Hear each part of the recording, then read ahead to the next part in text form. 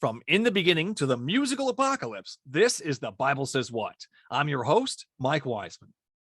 On my way to work the other day, I witnessed about 20 individuals from kids to the elderly holding up handmade signs, shouting at all the cars passing by, telling them of the love and awesomeness of their invisible friend Jesus. The only clear poster board I was able to pick out was one that read, "Senior Citizens Trust Jesus." Wow, these people were dedicated and committed to their cause. They wanted everyone to know that they have the best invisible friend out there and that they are willing to wake up early on a Saturday to proclaim it. These proud people believe they have a personal relationship with Jesus and want you and the rest of humankind to bow down to their invisible best friend. What a monumental waste of time. While these people stand at the street corner, countless homeless and less fortunate beg for food within the city limits, some at the adjacent intersection. Why is your all-powerful friend not helping to feed or clothe those in need? How can you claim there is a perfect, loving being capable of feeding hundreds with a single loaf of bread who does nothing as children starve in the streets? Where is your loving God? Apparently, he's hiding in the hearts and minds of believers, being completely useless. Let's start the show. Is there anything in the Bible that you yourself have an issue with?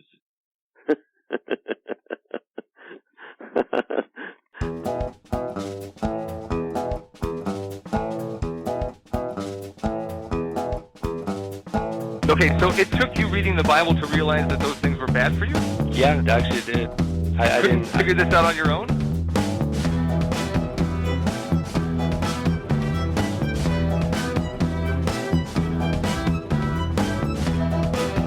No, Ted Bundy could be redeemed. God doesn't kill children. What do you think the Passover was? Yahweh sets up a whole system in the Old Testament where you slaughter animals just so he's able to forgive you.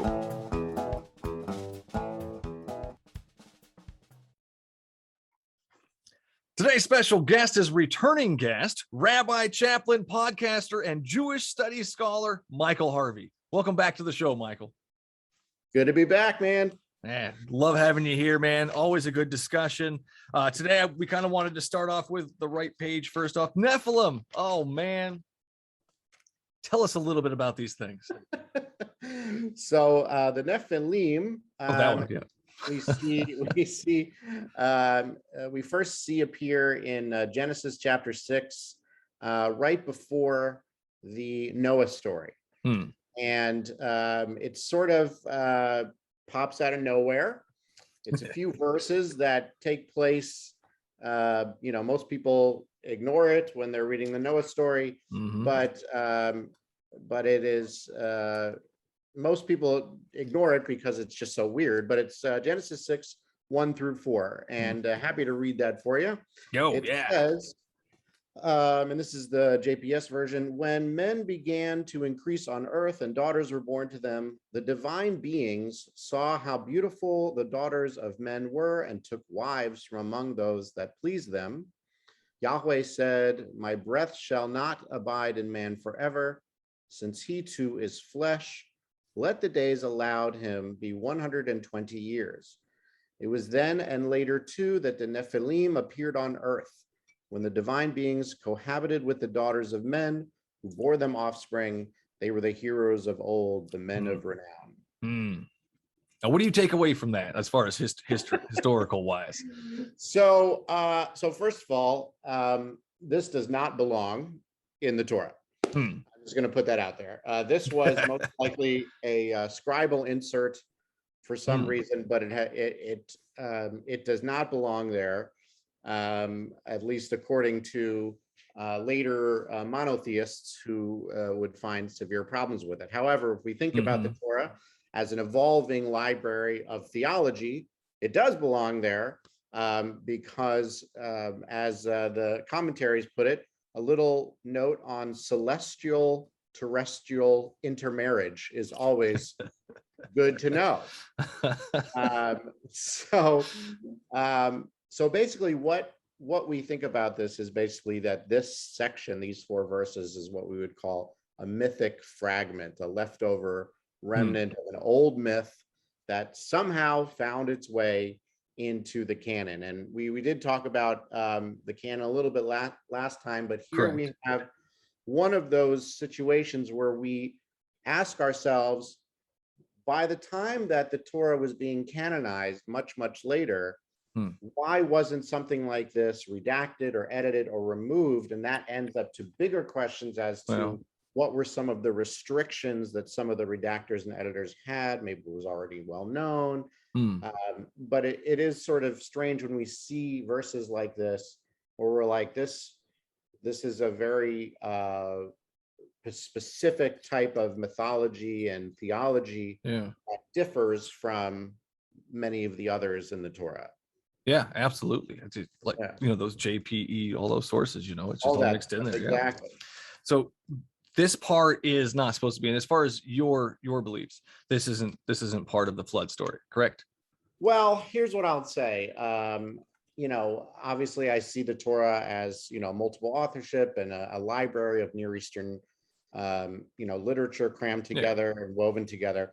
So there is significance to this in the fact that the reason why it's there is that at a certain point, Israelite readers or whatever thought this. They knew who the Nephilim were. Remember that if we read something in the Torah, it's for that audience, which means the things that we don't particularly understand, they do. So obviously Nephilim was a part of their myth, part of their, that gods or divine beings mating with humans, creating hybrid beings was just sort of one of those things. And we see that in the Greek stuff with the Titans, right? I mean, there's all kinds of parallels to the ideas, the Near Eastern ideas of what happens when gods and humans interact. Right. Ton of stories. Yeah, exactly. And this is just one of ours, right? And there it is, told around the campfire. This is what happened, and here's what was going on. And someone said, look, if you're going to read this story, you guys got to know this is when those Titans were walking around, because the gods were having sex with the humans, and here we got these Nephilim running around, and you should know better. That sort of the only other time that the word itself Nephilim exists is all the way later in Numbers 13:33. And this is when the scouts are returning from Canaan, reporting, that they saw Nephilim. They said they looked like grasshoppers next to these giants. In other words, they were saying that when they were investigating the land of Canaan, they came back and they said, there's giants over there. Like, there's Nephilim over there. We can't invade. It's going to be crazy, right? That ended up not being how the story goes, and they were just sort of being skittish. But again, if we think about it in the way of a cultural understanding, if you were at that time and you said, should we go invade that place? And you said, no, there's Nephilim. People would say, whoa, we do not want to go where there are giants. So good point. We'll just stay here. So if we get into the mind of that reader, the readers of and the authors of Numbers and their audience knew of Nephilim. They knew what they were. They didn't have to explain it. It was enough that the scouts could say it, and they got freaked out. So again, that's just about cultural repertoire. At least in the story. In the story. Of course, in the story. But if you're reading the story, you get it. Curious though, I don't know if you know, but what the source of for the Nephilim is the same one for each verse? Is it P? Is it E? That wrote those different parts. I'd have to look up what Friedman says about that. But my guess is no, it's probably not the same.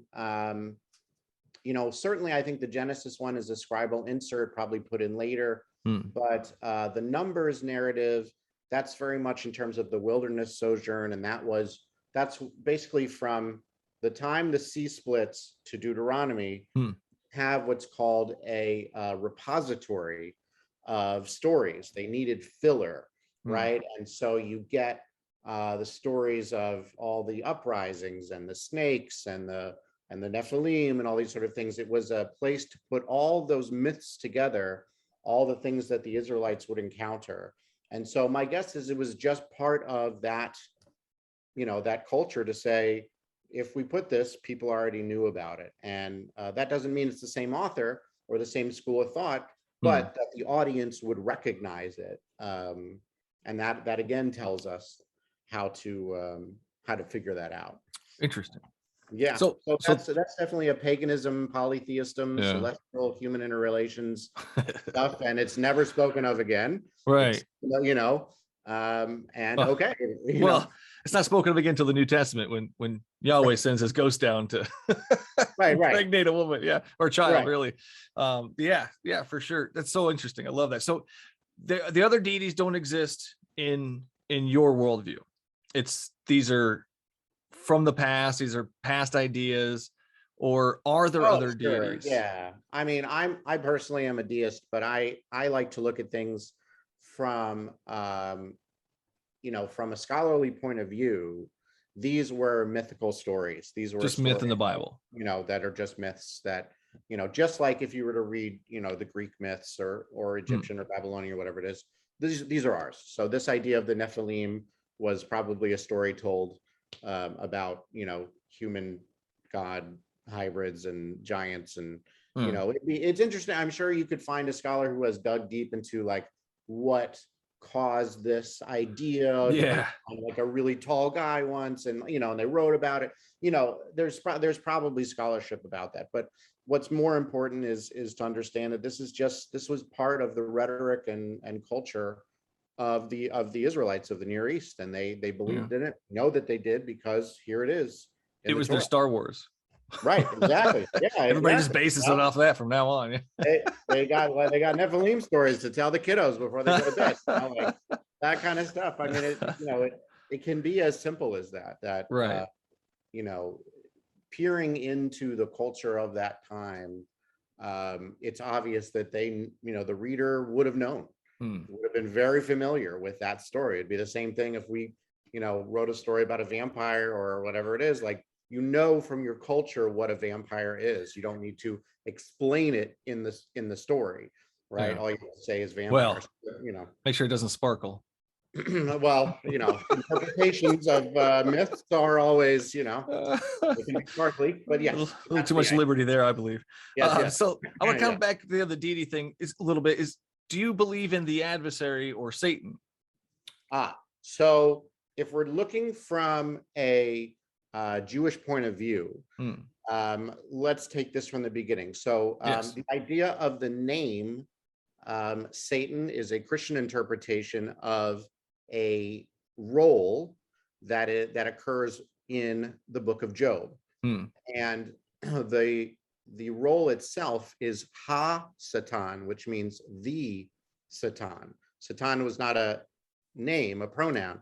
It was a word for basically the adversary or the adversary, or God's opposing counsel, or something like that. And so obviously the book of Job is a lot later, and so ideas of that idea of that particular angelic being was around at that time. But very, very important that we distinguish between the Jewish version of Ha-Satan and the Christian version of Satan. Very, very, very different things. So Ha-Satan, under Jewish ideas, would be an angel. And under Jewish understanding, angels do not have free will. So they only do what God commands them to do. In other words, that sucks. Yeah, exactly. Right. So for instance, when the angel came down to wrestle with Jacob, he was assigned to do that and nothing else, right? Angels only do things that are approved of by God. So in other words, in the idea of Job, the adversary, his job is to challenge God. In other words, God has created something and told him, give me some, pushback. You're going to be my opposing counsel. I would argue, let's make it worthwhile. Exactly. I mean, the Job story is terrible. I mean, he should have already known. He knows Job's heart. I mean, he sees him. I mean, there's no point in all the death and destruction, for sure. Well, the Job story is a horrible, horrible story. Finally, someone agrees with me. It's a terrible story. Absolutely terrible. But actually, it is a polemic against the Deuteronomic writer who speaks about, good will come for, the good people, and, badness happens only to the wicked people. And the Job author is like, no, shit happens. So that's the reason for it is a polemic. And again, the fact that these two things end up in the same canon is just amazing.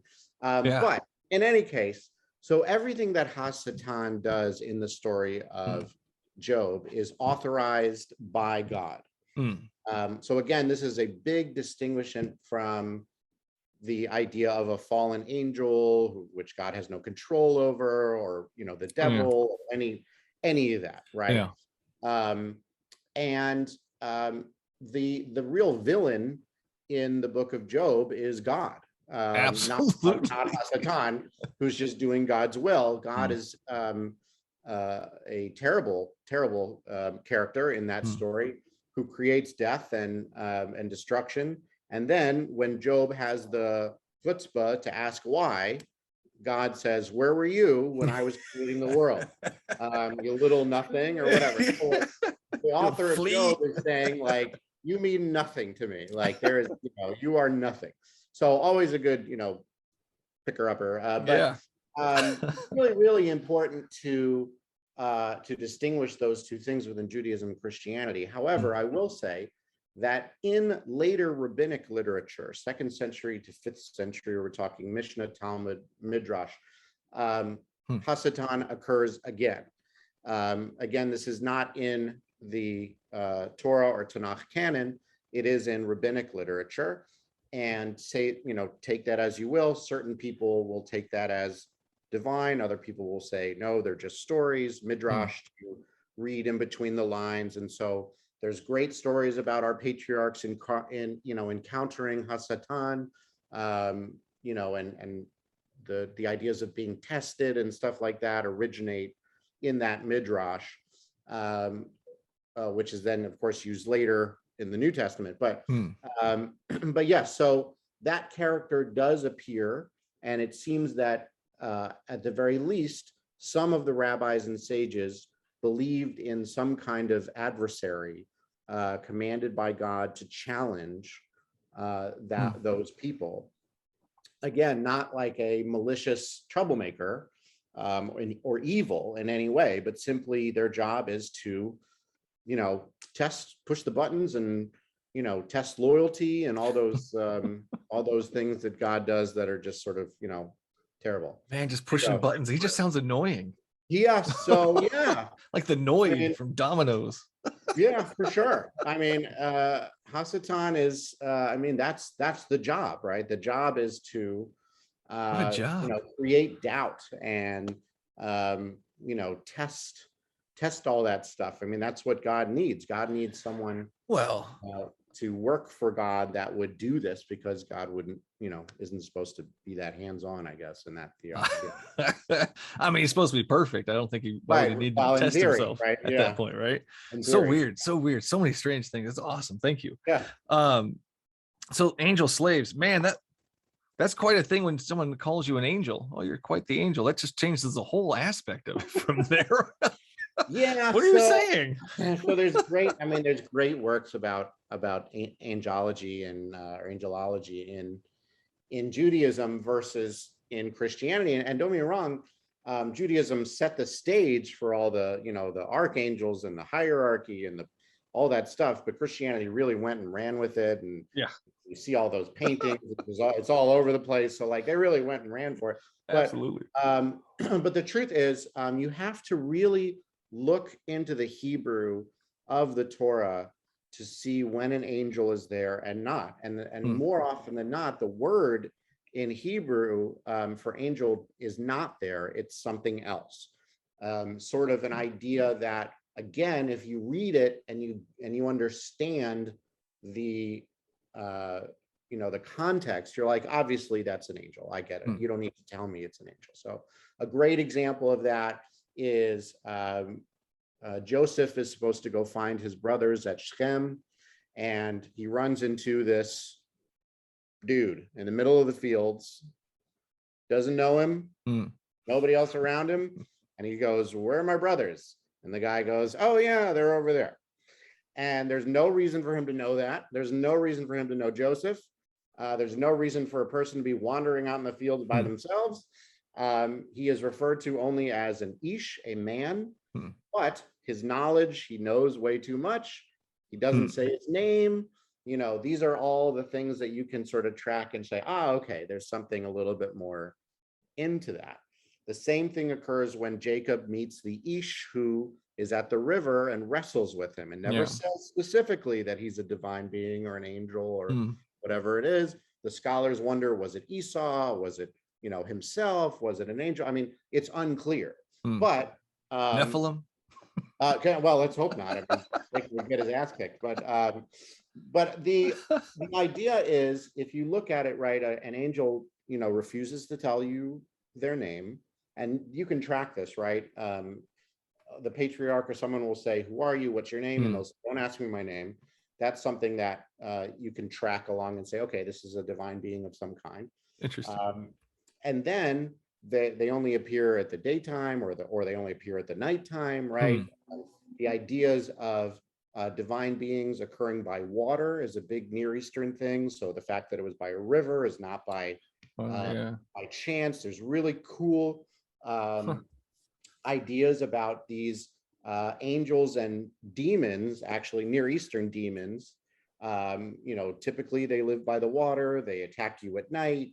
You know, there's all kinds of stuff that stays with it that you can see even into the Exodus story when they're painting the blood. The Mashchit, the destroyer, comes at night, not in the day.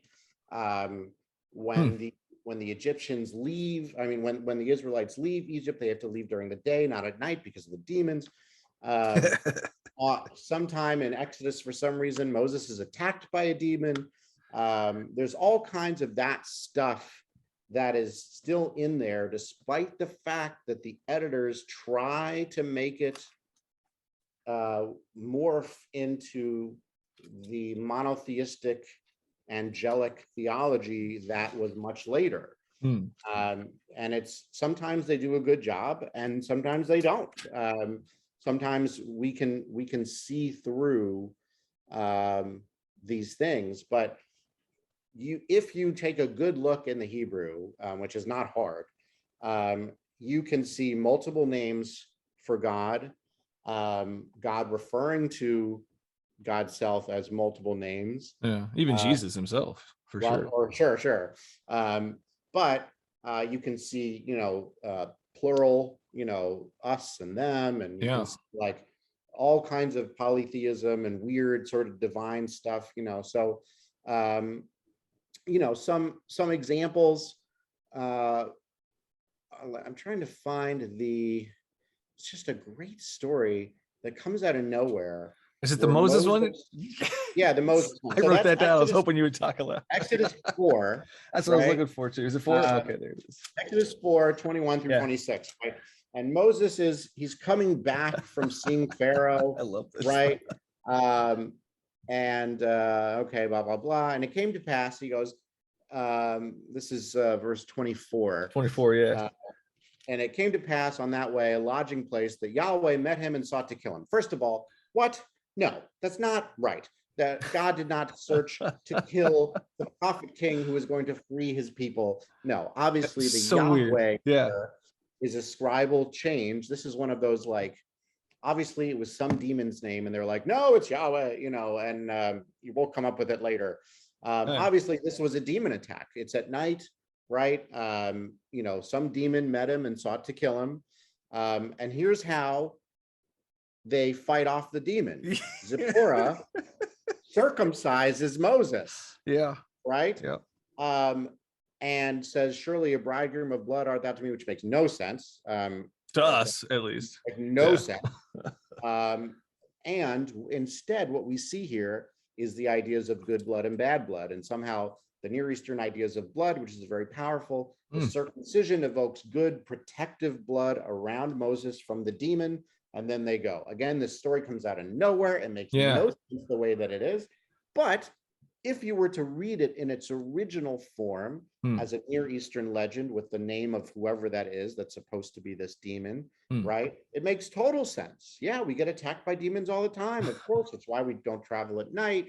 You know, it's why we circumcise. There's good blood and there's bad blood. You would understand that from a Near Eastern, ancient Near East point of view. But what When I they see, put it in, and they changed the name to Yod-Heh Vav-Heh, it's the laziest attempt at like, no, this is the same guy. You know, it doesn't say why God would try to kill him and then why. I've heard lots of excuses. And the main one I get is because he didn't circumcise his kid. So Yahweh was mad at him and came after him. And my excuse is always, that's never work. That's not how that works. It's not in the Bible. I mean, he gets upset. He wants them to circumcise themselves and do it, blah, blah, blah. So, but anyways, it's a hilarious story. It's so weird. And it's weird.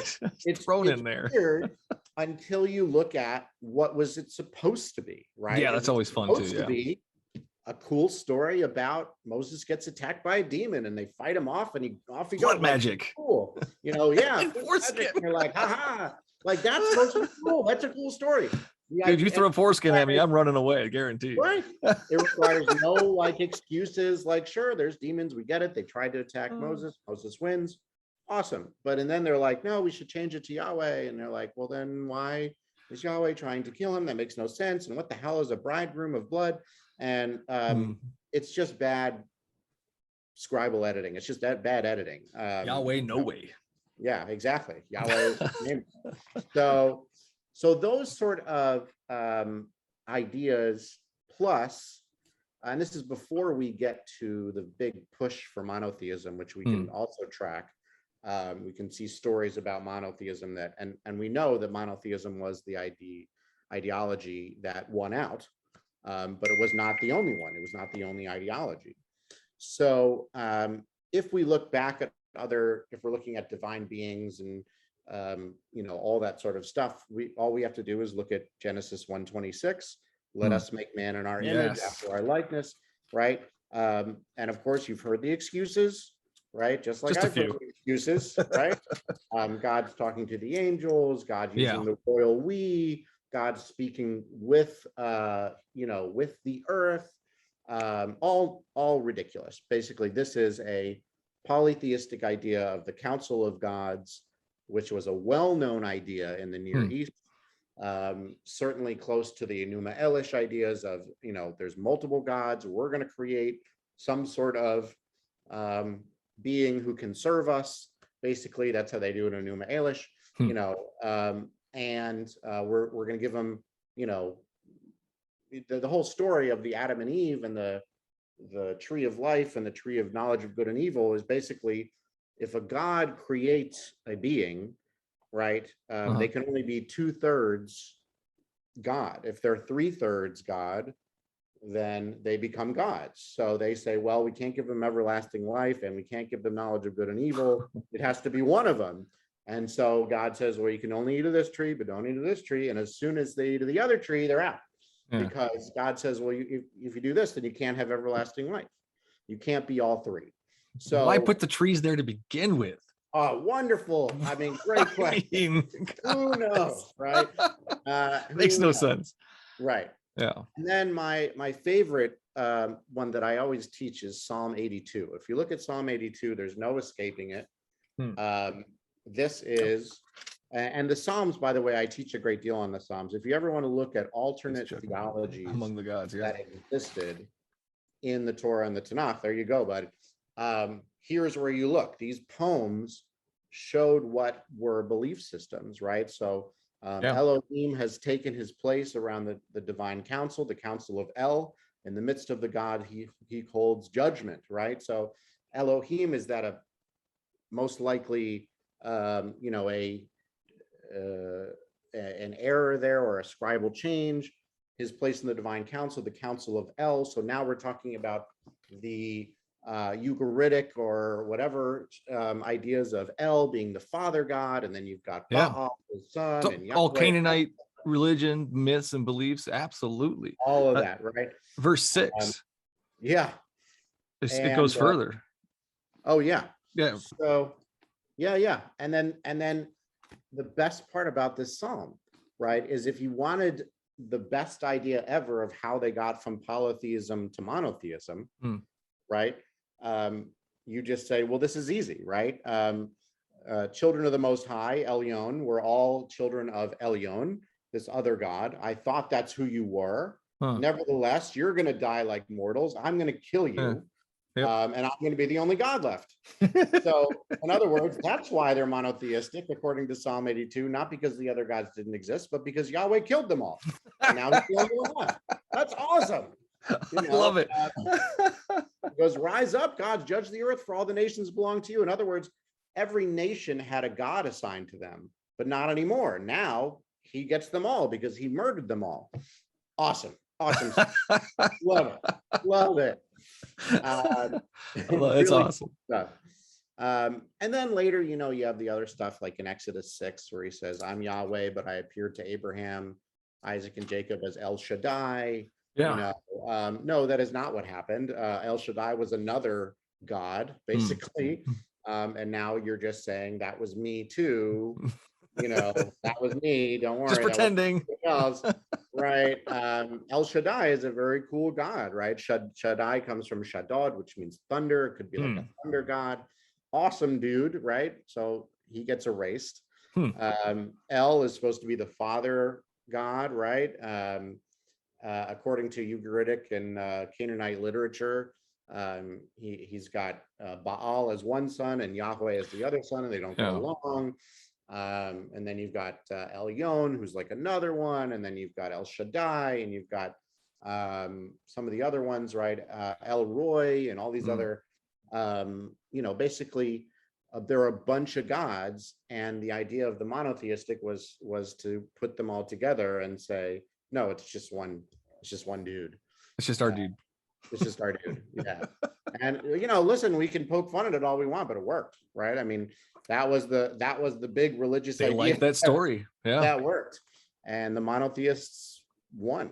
Yeah. Well, so there you go. A lot of Psalms too in the process. These Psalms were originally written to other gods and they just changed the name. For sure. Many to Baal. It's so 100%. Crazy.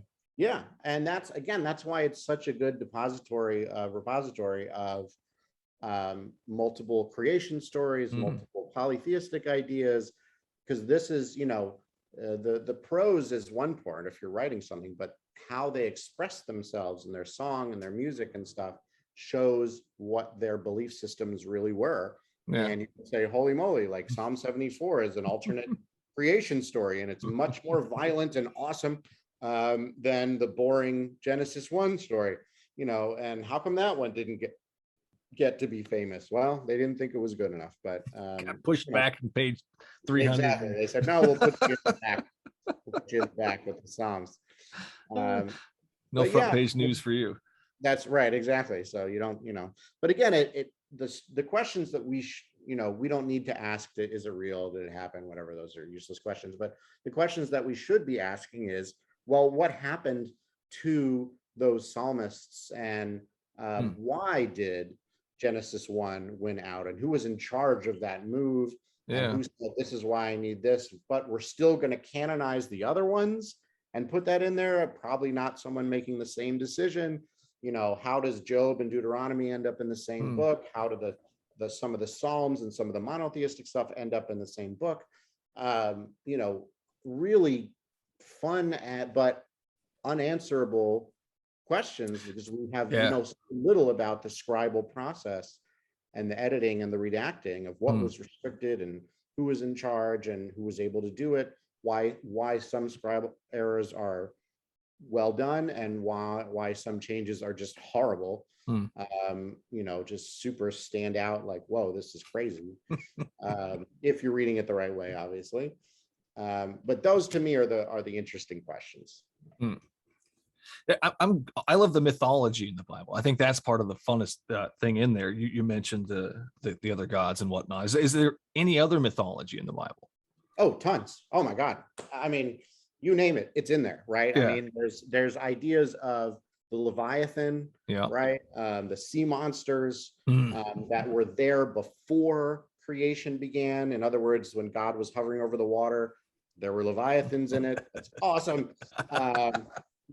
There's ghosts and witches and witches for sure. Yeah. Right. The Witch of Endor, which is awesome. You've got like people who raise people from the dead. There's zombies, there's whenever I teach on Halloween, right? I can do witches and demons and ghosts and zombies. It's all in there. You just got to look for it. And it's all in there. And like we were saying in Psalm 74, right? The reason why we don't see giant sea creatures anymore is because Yahweh beat them to death, and like that's a warrior God. Like you don't hear about the guy who's like, and on the first day. No, this was a guy with like a big axe, and he's like, he's ripping the stuff apart, and that's a different kind thunderbolts of God. Yeah, exactly. That's a cool God, and then there's other ones that are, the ideas of sacrifice, right? Nobody knows why you're supposed to sacrifice. There's multiple reasons. Is it because it smells good? The gods love the smell. That's a lot of that. You're actually eating it.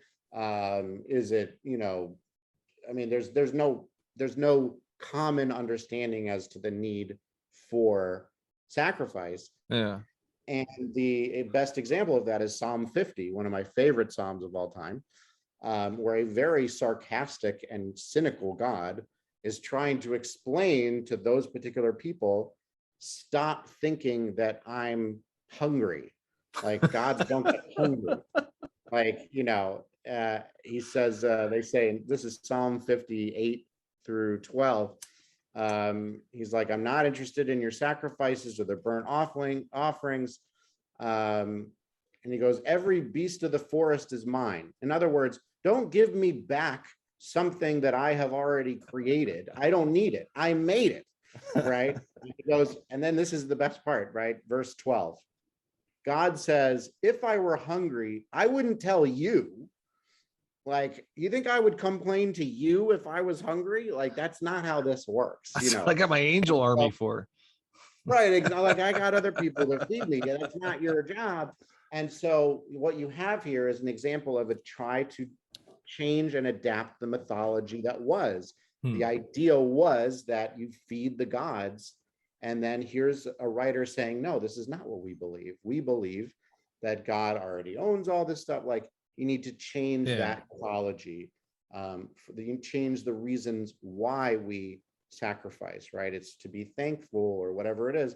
That's a totally different mythology that is trying to be used and pushed through a psalm. Psalms were very important in that way. So like really, really awesome stuff. Absolutely. Ton of it in there. And we could probably talk for hours on it. As we have. Yes. But what I really want to do though is I want to get a little bit more into what you believe as far as all of this. And I kind of want to do that by describing your deity. What kind of deity do you believe in? So, and again, I want to make sure that my view is not representative of any other Jew or any particular denomination. I say that as a biblical scholar, I've seen too much.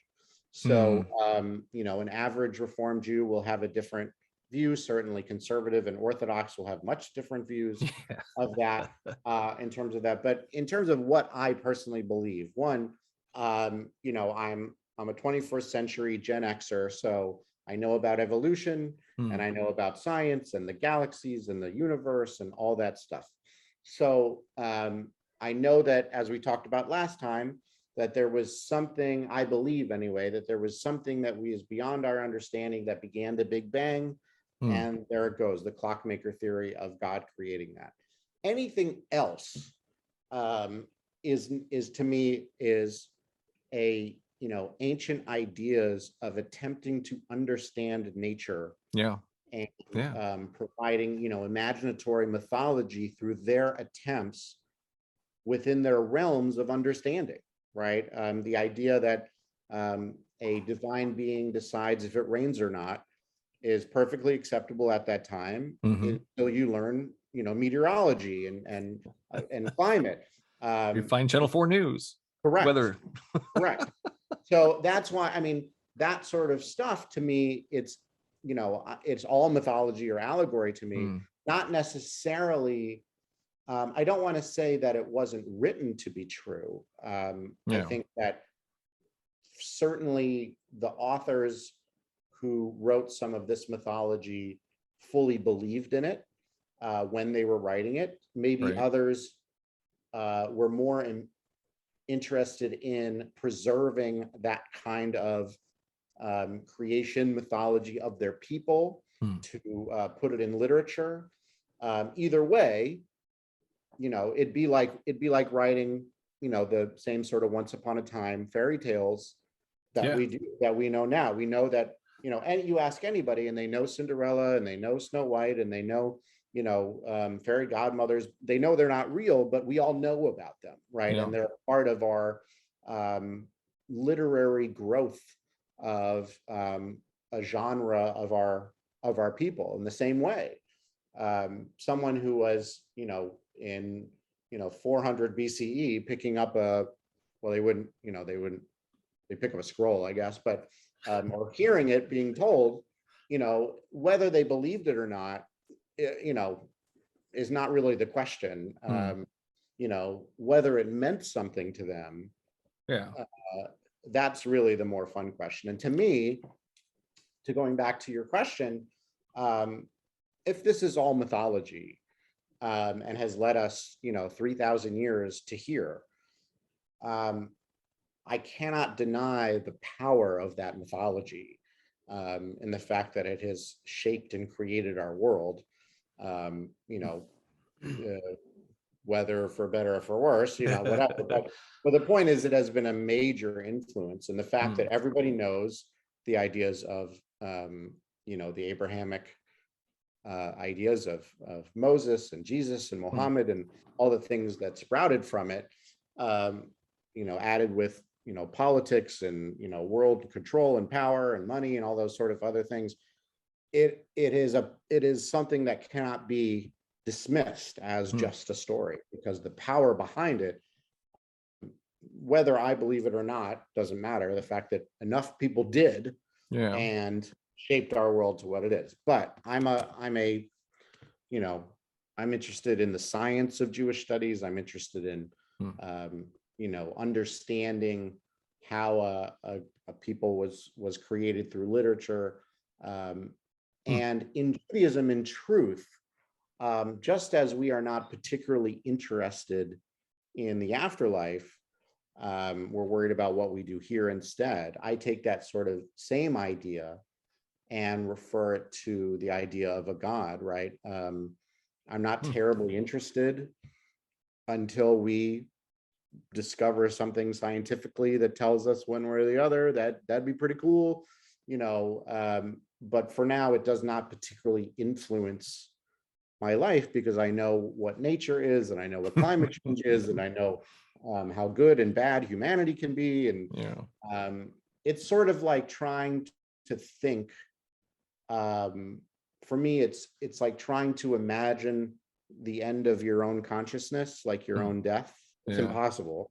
Or what happens when you step back and you say, I am like a tiny, tiny speck in this universe, where I probably mean next to nothing in the larger point. That's a nice thought, but then you have to get up and go to work. You have to, you got to go earn money and you got to clean your house. But, if I were to rack my brains about what kind of deity there is, it's not like I would go very far with it, whether it's an old man up in the sky, or if it's an omnipresent being, or if it's nature naturans, or if it's, whatever. How does that affect me and my everyday life? And I know that I differ a great deal from other rabbis and other religious people. So much so that I have a hard time sometimes speaking with not rabbis as much, but mostly certain denominations of Christianity and their pastors and priests, because they use the word God a lot in their sentencing. They'll say, God has done this, or God bless this, and oh, thank God for this. And you know, and for me, I started to get very cringy about it. I'm like, you know, that's a lot of accountability and responsibility on this thing you can't see, and you don't like your particular understanding of it, and you've got to just slow down, you know. And more so, and this again goes back to what I believe, I think too much of a reliance or adherence onto a God takes away from your individual accomplishments and humanity, Accountability. you know, accountability. I mean, saying it was the devil is like, you know, come on, dude, you know, it was you. Or God's testing you or some shit. Right, exactly. Right. I mean, like, you know, shit happens and it was your fault, you know, and, you know, that's okay. But I mean, on a more small sort of scale, the story I always tell is, you know, when I was in Boston, going to school at BU, I worked at a CD store, which I'm sure certain people of new generations have never heard of, but we used to sell physical CDs, and you know, you'd have to go into the store and buy them. And or Columbia House. Or Columbia House. Oh God, right. Oh, don't mention them. No, don't mention that. I owe them money. Yeah, I think I still do too. But I was at the counter, and a woman comes up to me, and she's buying a CD, and the CD actually was on sale. And I said, hey, guess what? It's on sale. And she goes, oh, cool. And then I said, guess what? We're doing a promotion that if you buy this particular CD, you get like a CD cleaner kit or whatever. Oh, I remember those. And so you remember those like things where you had to, right? So I was like, you get this for free. And here's what she says, okay? She says to me, she steps back and says, Jesus has blessed me twice today. Wow. So first of all, I said, how about me? How about thanking me? I'm the guy giving it to you. Like, Jesus didn't give you the CD cleaner kit. I did.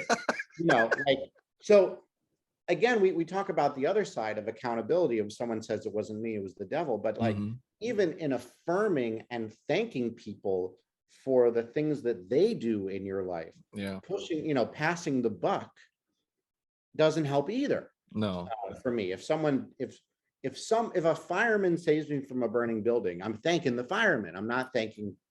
You're thanking your doctor. You're not thanking the invisible man that's not even interacting with you. Now that is a different faith tradition and understanding than other people have, who believe that God is just everywhere in everything. It's hard to defend. It's hard to defend, as it should be. You know, and it's one of those very frustrating aspects of humanity where you say, like, this is about you, this is about me, this is about us. Leave everything else out of there, right? I mean, there are good things that humans bring to each other, and there are evil things and bad things that humans do to each other. Let's study that. Let's study the human mind and mental illness and, you know, sociopathy and rises to power, and let's study that instead of saying he's the devil and he's chosen by God. You know, Jesus doesn't like that. Right. Exactly. Right. I mean, give me a real argument. Give me something that I can. Give me something I can argue with. You know, show me the text. I mean, I always like, show your work. You know, if this is what you think God believes, show your work. Show me the text. I like that. Show me the work. Right. Show your work. If I'm going to tell you, you know, I believe that the Tanakh is a library of multiple authorship, I can't just say that. Right. I got to show you the scholarship and the archaeology and I mean, you know, I have to show my work. In the research. Same way, I challenge people when they say the Torah is perfect and God is here, whatever. Show your work. Yeah. Show me.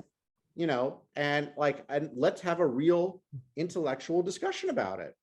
But I got to see the equations first. Don't just give me the answer. You know, it wasn't good enough in third grade. It's not good enough now. I looked in the back of the book. Isn't that good enough? Right, exactly. Right. I mean, show me your you know, long division, dude. I you know, and then we'll talk about it. We'll talk about your strategies. But that's where I am. Yeah. In terms of my belief system. So you're at a creator deity, somebody that started it all, but doesn't interact with us individually. Yes, I mean, I'm of the clockmaker theory. Gotcha. Basically, that something created the Big Bang, and we haven't seen it since. He went on vacation.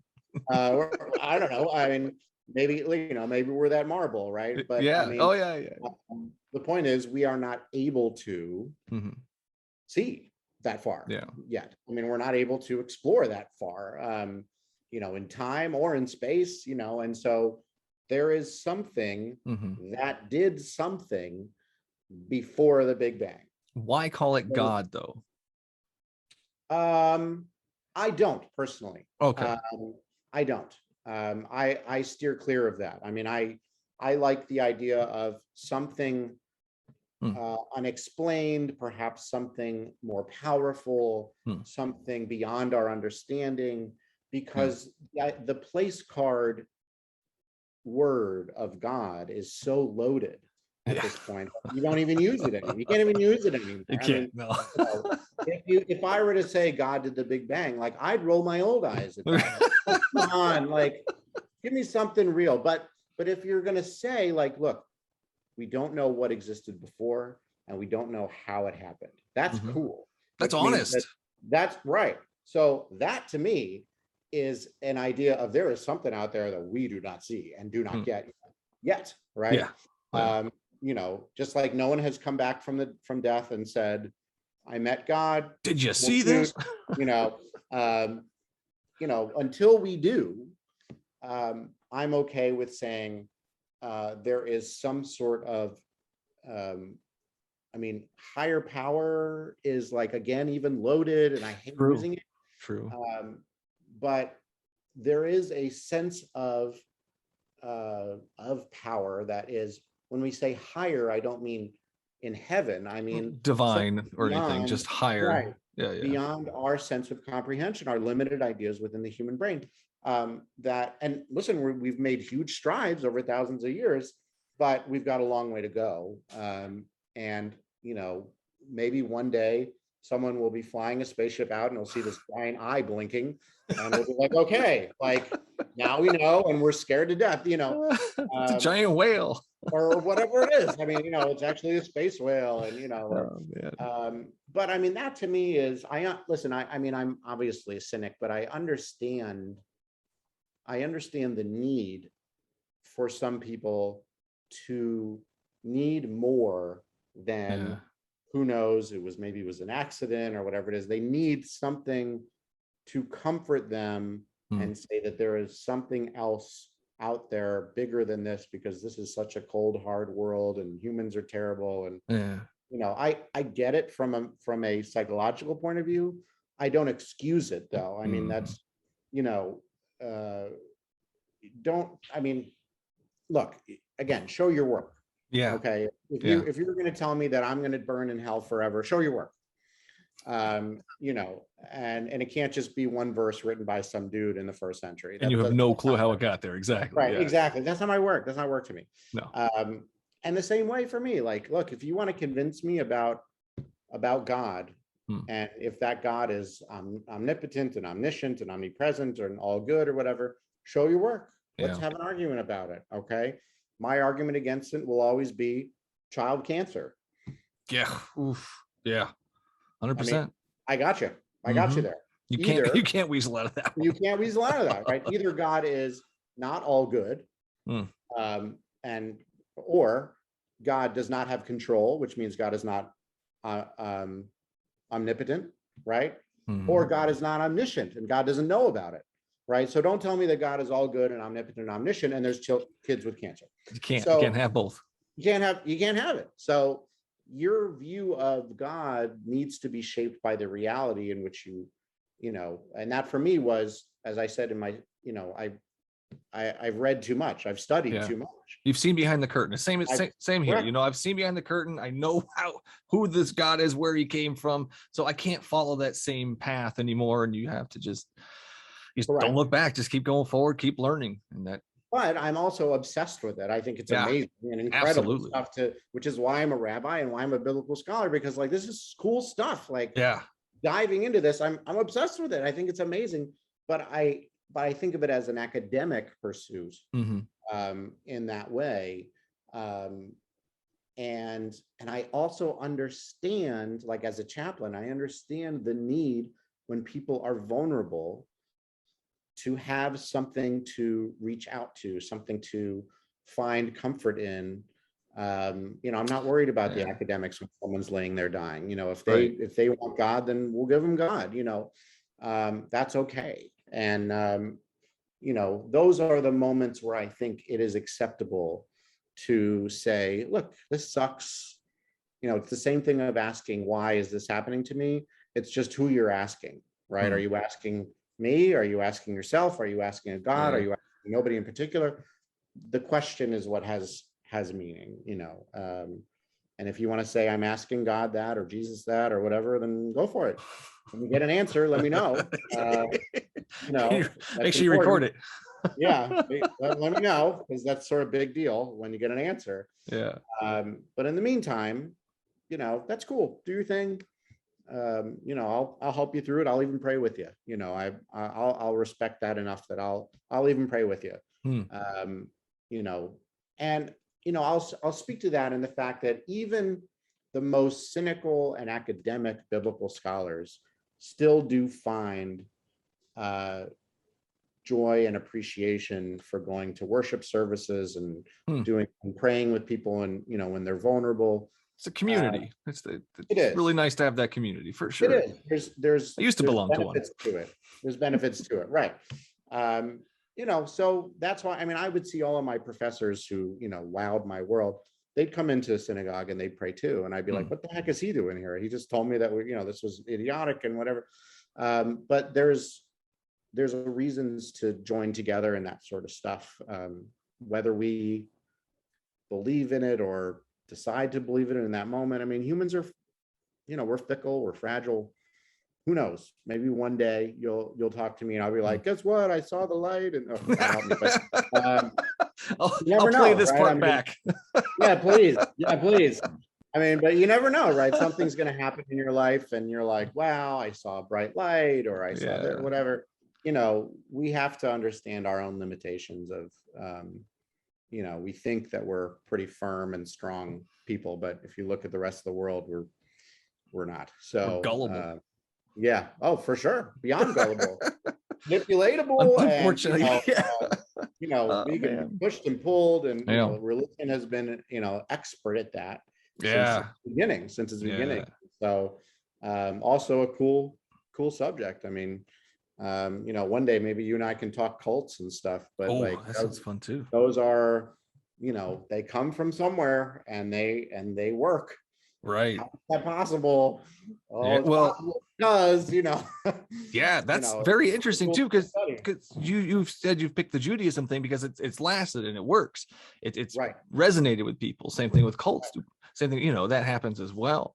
And just before we're almost out here, but I wanted to touch a little bit on Hinduism in your choice of Judaism. Why not the vice versa? It's because you grew up in it. I remember we talked about this last time a little bit. So I think that's fair. I mean, certainly I grew up in a Jewish household and that's what I was exposed to. And I like to think that somewhere along the lines, I decided that I liked this group and I liked this idea. You know, it was comfortable, but also, listen, I encountered Christians and Muslims and Hindus and Buddhists, and I've met people who later in life convert to Buddhism or Islam or Judaism. I have found a love and appreciation for this historical religion. I find academic interest in other ones, but this particular one, I've been so immersed in since I was born, that it is the most interesting to me personally, why I chose to study this. And I've studied world religions and all the other ones, but to focus back on the religion which I grew up in, I find fulfilling to continue my studies in. And so, I mean, I love going to Hindu temples, and I love going to you know, the Buddhist monasteries and all these other these places to see the beautiful work of these other religions and historical religions. My expertise, I've chosen to be this particular religion. And it seems to work for me. You know? Understandable. No, I mean, I grew up in the Christian church, so I mean, I've gone through this thing like ridiculously, almost religiously. Right, sure. And then I even, So I sure. wrote the book about it, and it's how Right. I'm stuck on it. I understand That's it. But I right. mean, the difference is I don't call myself a Christian. You're still the Jewish guy, and I totally respect that. And it's just totally different. But we're out of time, and this has been amazing. I always love having you on. We're going to do this Hey, again. love coming. I love it. Awesome. Tell us where we can find you. Okay, so come and see me on Teach Me Judaism. That's on Instagram and on YouTube. Just search Teach Me Judaism for some great videos. You can see me on Twitter, Rabbi Harvey. They're fun. Yeah, super fun. And then our podcast, A Priest and a Rabbi Walk Into a Bar. We just had our latest episode of season 3. So go check us out on Apple Podcasts. Super fun. And yeah, other than that, keep watching this because this is awesome. Thanks, man. Appreciate your time. Absolutely. We'll see you next time. See you again. Okay. All right. Take care.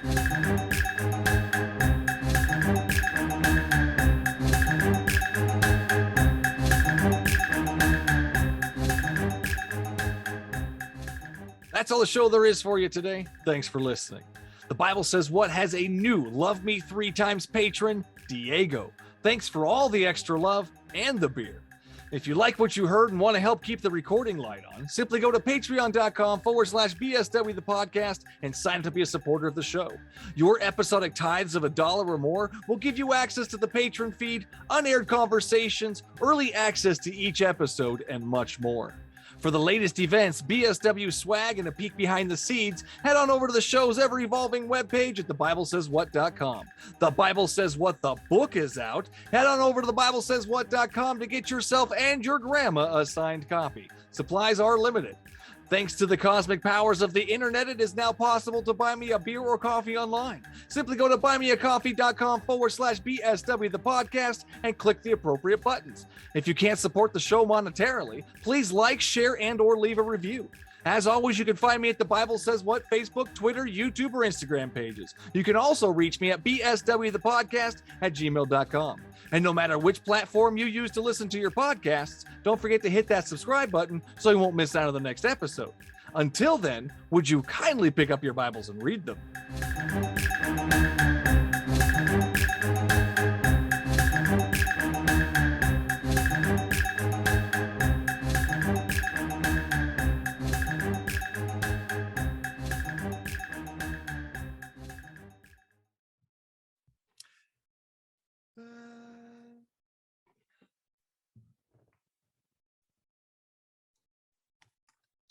And that's all the podcast there is for you today. Thanks for listening. Bitches, I said up.